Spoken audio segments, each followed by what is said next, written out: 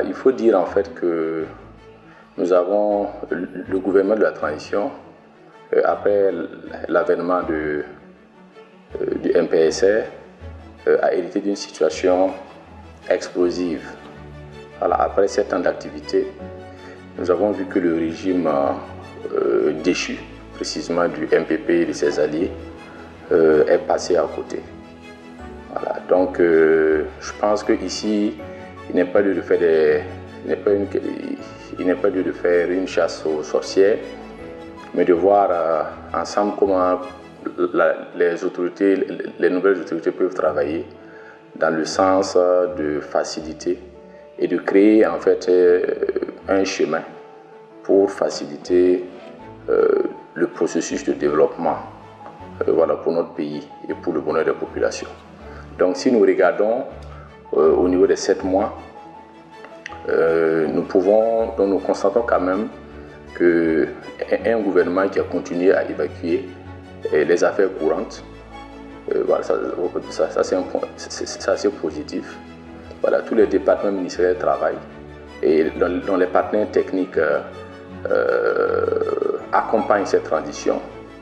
Nous avons des structures, nous avons des institutions comme l'Union africaine, la CEDEAO, qui étaient hésitantes au début, mais aujourd'hui, qui ont trouvé quand même le bon milieu et qui accompagnent cette transition aujourd'hui. Voilà, nous pensons que le président, son Excellence Paul-Henri Sandaogo Damiba, devra redoubler d'efforts puisqu'il s'agit quand même du futur de notre pays. Et nous, dans ce temps de gestion, ce petit temps de gestion, nous ne pouvons que les féliciter. Voilà, donc les féliciter et inviter en même temps nos compatriotes, c'est-à-dire nos concitoyens, à aller dans le même sens quand même pour que nous puissions ensemble poser des bases solides avant que nous puissions, pour libérer toutes les localités occupées par les djihadistes, puisque vous n'êtes pas sans savoir que c'est le problème sécuritaire qui mine un peu le développement de notre pays. Et c'est l'occasion pour moi et pour nous ici, par une modeste personne, que notre collectif puisse quand même voilà, dire quand même à ce gouvernement et à ces nouvelles autorités voilà, qu'il importe de fédérer toutes les énergies des forces vives du Burkina Faso, de manière à ce qu'on puisse taire les divergences et d'aller vers une unité sacrée pour pouvoir lutter, voilà, bouter le terrorisme hors de nos frontières.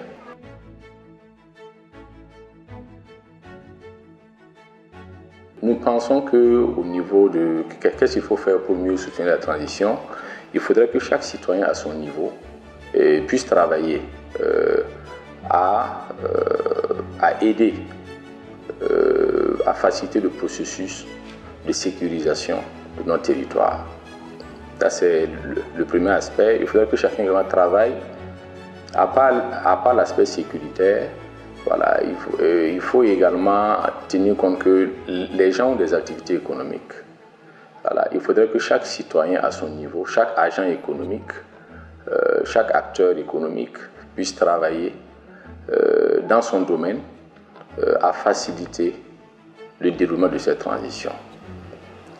Et je pense qu'au niveau de la société civile, il faudrait que les différents acteurs puissent harmoniser leur point de vue.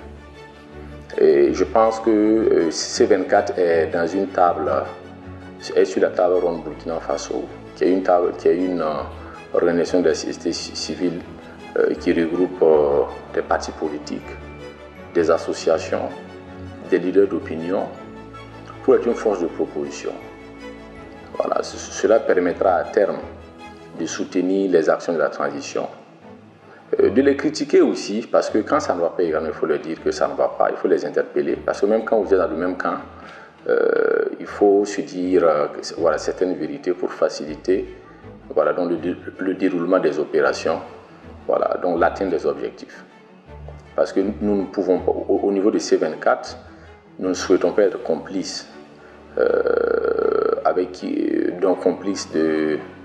d'une mauvaise politique qui sera menée pour le malheur de nos populations. Au contraire, nous travaillons en fait à attirer l'attention de nos autorités. Et je pense que c'est ce que tout Burkinabé, toute organisation de la société civile devrait se faire, au lieu en fait de se cantonner aux déclarations incendiaires qui ne facilitent pas le processus de réconciliation dans notre pays. Nous pensons également que pour les questions, toujours concernant cette question de qu'est-ce qu'on peut faire pour soutenir les actions des nouvelles autorités, il faut simplement les accompagner, les conseiller et aussi mener des actions comme ce que nous faisons, parce que nous au niveau de C24, nous travaillons à soulager les personnes déplacées internes, parce que ce sont des personnes qui vivent dans la précarité et le gouvernement seul ne peut pas mobiliser les moyens qu'il faut pour les soutenir. Et à notre niveau, nous avons déjà fait couper la Tiankoudou, nous avons fait Bourreau du Lasso, les Hauts-Bassins. Nous sommes en train d'aller dans la commune de Pouni pour voir un peu comment nous pouvons également soutenir ces personnes déplacées. Bien sûr, sans oublier en fait le Koudoué également, qui sera une de nos prochaines destinations. Voilà, donc c'est pour dire que il faudrait que chaque personne, chaque acteur puisse penser à ces personnes déplacées-là. Nous avons près de 4000 déplacés internes à Ouagadougou, dans la zone de Pazani. Voilà, c'est ce qu'une association qui travaille en fait à faciliter leur insertion nous a donné comme information. Nous avons déjà pris une liste de 400 personnes déplacées et nous travaillons à voir comment nous pouvons les soutenir. Au niveau de CAE également, il y a pas mal d'activités que nous prévoyons en fait de faire pour essayer de voir un peu comment nous pouvons soutenir en fait ces nouvelles autorités, que ce soit le gouvernement, que ce soit le président, que ce soit également tous ceux-là qui travaillent dans l'action publique pour faciliter donc le processus, un retour rapide de ces personnes déplacées-là dans leurs zones, dans leurs bases respectives. Voilà, donc voici un peu en résumé ce que je peux dire. Mais je lance quand même un appel particulier à tous ces partis politiques. Voilà, qui parce que X, Y avaient des amis qui étaient au pouvoir, mais qui malheureusement, pour des questions de mauvaise gestion et de malgouvernance, n'est plus aux affaires et que les gens se muent autour de certains fronts patriotiques ou de certaines structures, organisations pour déstabiliser le régime en place.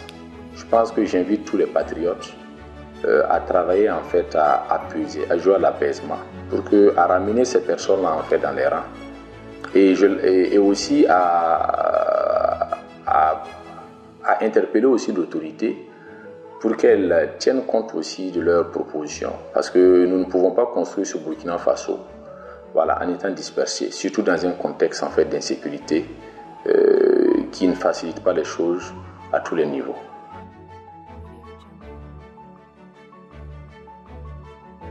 En fait, la société civile doit jouer sa partition, mais en toute responsabilité. Voilà, parce que si vous regardez un peu après l'insurrection, après le coup d'État, nous avons suivi plusieurs danses, plusieurs rythmes des acteurs de la société civile qui malheureusement a laissé une tache négative, une tache noire aux yeux de certains de nos concitoyens. Parce qu'il y a certains qui pensent aujourd'hui que la société civile, ce n'est que des personnes vendues. Mais je profite de l'occasion pour dire quand même qu'au nom de la société civile, vous avez des structures organisées par domaine et qui travaillent depuis de longues années en étroite collaboration avec les différents gouvernements qui se sont succédés au Burkina Faso pour le bonheur de nos concitoyens. Voilà, donc ces sociétés civiles donc ces jeunes qui se laissent manipuler au sein de la société civile et qui laissent certains leaders pour des questions de panse, pour des questions de ventre, les manipuler juste pour avoir quelques billets de banque. Voilà, nous les disons. Ralliez-vous en fait aux structures sérieuses, allons-y vers la bonne direction Parce que ce n'est qu'ensemble que nous pouvons relever les défis du développement qui se présentent à nous. Voilà, ce n'est qu'ensemble que nous pouvons bouter le terrorisme en dehors de nos frontières. Voilà, ce n'est qu'ensemble que nous pouvons être une force de proposition. Donc la société civile, je pense aujourd'hui, doit essayer de travailler autour de sa fêtière. Autour de sa fêtière, même si aujourd'hui la fêtière semble être discréditée par certains moments spécifiques. Mais la loi reste la loi, c'est-à-dire que nous avons l'organisation, dont nous savons tous que nous avons une fêtière et il faudrait que les gens travaillent à aller vers cette fêtière-là, quitte peut-être à trouver un consensus pour qu'ensemble nous puissions travailler dans un cadre commun et être une force de proposition. Et ne pas laisser le terrain vide. Parce que vous savez tous que si nous laissons le terrain vide et après cette transition, s'il n'y a pas de base, il n'y a pas une certaine... il n'y a pas un travail, il n'y a pas de dispositions qui sont prises plus tôt. Et nous savons tous que les politiciens, si nous les laissons revenir, ils travailleront en fait encore à nous diviser. Voilà. Et je pense que tout acteur de la société civile qui aime en tout cas le Burkina Faso, parce que nous n'avons pas notre parti, que tu sois de nationalité américaine, canadienne ou française, mais aussi que tu aies la binationalité. Voilà, nous n'avons qu'un seul pays qui est le Burkina Faso. Il faudrait que les gens travaillent, main dans la main, avec une certaine honnêteté et une certaine hauteur, une certaine rigueur, pour que nous puissions ensemble relever les défis du changement et pour faciliter le travail des autorités de la transition.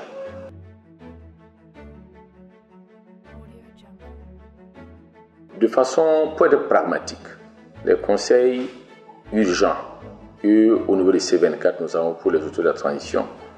Dans un premier temps, nous demandons aux autorités de la transition de mettre l'accent sur la coopération militaire, avec d'abord, dans un premier temps, avec nos pays voisins.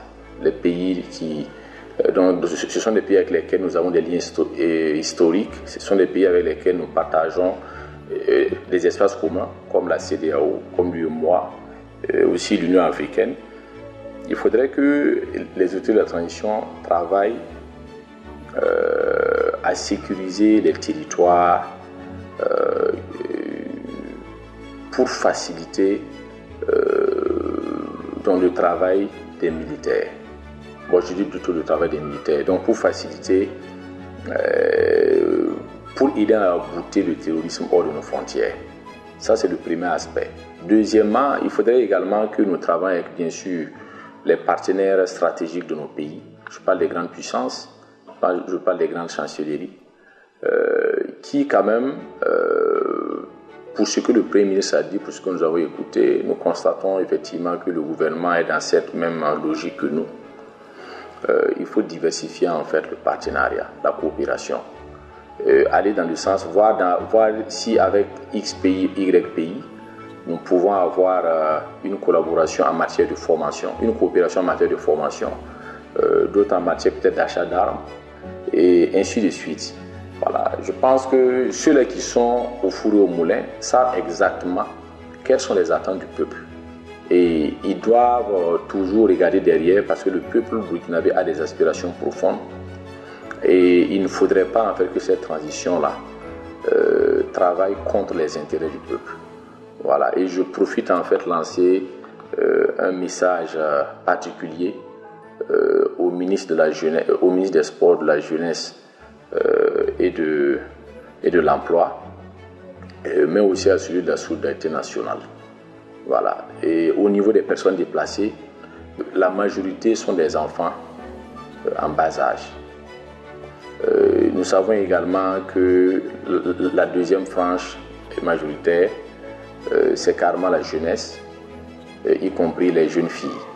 Voilà. Il faudrait que ces ministères, donc ces deux ministères travaillent à voir comment trouver des solutions idoines, donc des solutions durables pour faciliter la réinsertion socio-économique des personnes déplacées au niveau des zones d'accueil. Parce qu'il ne faudrait pas laisser les jeunes filles à la prostitution, et laisser les jeunes garçons au grand banditisme, parce que cela ne viendra pas faciliter le développement, la lutte contre ne viendra pas faciliter la lutte contre le terrorisme.